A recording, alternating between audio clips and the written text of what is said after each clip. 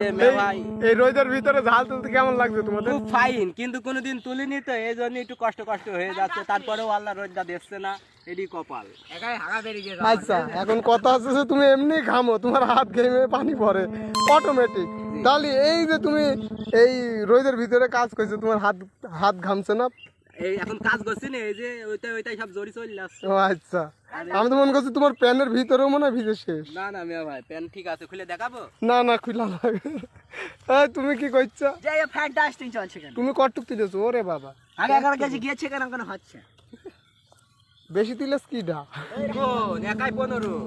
ওরে বাবা, এটাই দেখছি অনেক আছে। ওরে মিয়া ভাই, আমাদের বাবা, বস্তা দেখলে কি করতেন খালি?